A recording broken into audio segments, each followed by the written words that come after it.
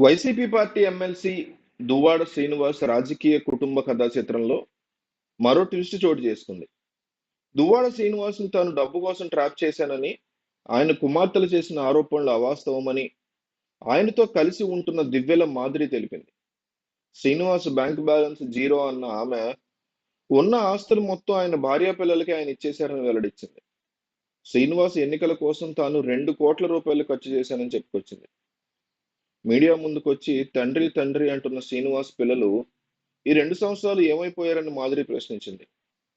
కష్టకాలంలో శ్రీనివాస్ రోడ్డు మీద ఉన్నప్పుడు పిల్లలు ఎటుపోయారని ప్రశ్నల వర్షం కురిపించింది.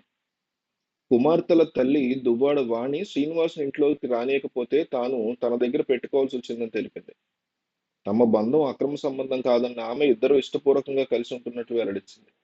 ఒక ఫ్రెండ్లా కేర్ టేకర్లా శ్రీనివాస్తో కలిసి ఉంటున్నానని పేర్కొంది.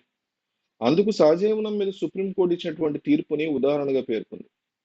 దువ్వాడ వాణి తమ స్వార్థం కోసం తన మీద నిందలు వేశారని, తన వైవాహిక జీవితాన్ని కూడా దెబ్బతీశారని మాదిరి చెప్పుకొచ్చింది. ఆ బాధతో తను ఆత్మహత్య చేసుకోవాలనుకున్నప్పుడు దువ్వాడ శ్రీనివాస్ తనకు అండగా నిలిచారని తెలిపింది. తనకి 3 కూతుర్లు ఉన్నారన్న ఆమె ఈ వార్తలతో వారి భవిష్యత్తు ఏం కావాలని ప్రశ్నించింది.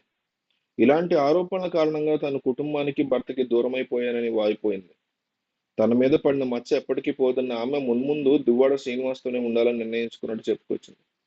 చివరగా దువ్వాడ శ్రీనివాస్‌కి, వాణికి మధ్య ఏమైనా విభేదాలుంటే కూర్చుని మాట్లాడుకోవాలని హితవు పలికింది.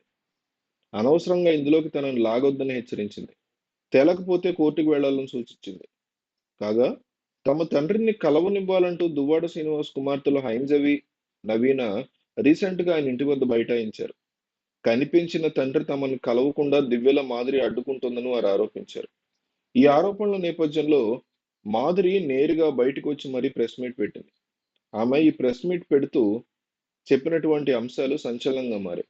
దువ్వాడ శ్రీనివాస్‌ని తాను డబ్బు కోసం ట్రాప్ చేశారని, ఆయన కుమార్తెలు చేసిన ఆరోపణలు అవాస్తవమని, ఆయనతో కలిసి ఉంటున్న దివ్యల మాదిరి తెలిపింది.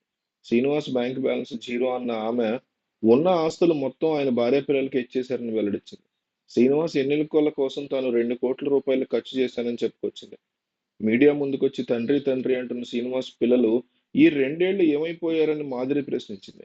కష్టకాలంలో శ్రీనివాస్ రోడ్డు మీద ఉన్నప్పుడు పిల్లలు ఎటుపోయారని ప్రశ్నల వర్షం కురిపించింది. కుమార్తెల తల్లి దువ్వాడ వాణి శ్రీనివాస్ ఇంట్లోంచి రానియకపోతే తాను తన దగ్గర పెట్టుకోవాల్సి వచ్చిందని తెలిపింది. తమ బంధం అక్రమ సంబంధం కాదని ఇద్దరు ఇష్టపూర్వకంగానే కలిసి ఉంటున్నట్టు వెల్లడించింది. ఒక ఫ్రెండ్లా, కేర్ టేకర్లా శ్రీనివాస్తో కలిసి ఉంటున్నానని పేర్కొంది. అందుకు సహజీవనం మీద సుప్రీంకోర్టు ఇచ్చిన తీర్పును ఉదాహరణగా పేర్కొంది. దువ్వాడ వాణి తన స్వార్థం కోసం తన మీద నిందలు వేశారని, తన వైవాహిక జీవితాన్ని దెబ్బతీశారని చెప్పుకొచ్చింది. ఆ బాధతో తను ఆత్మహత్య చేసుకోవాలనుకున్నప్పుడు దువ్వాడ శ్రీనివాస్ తనకు అండగా నిలిచారని తెలిపింది.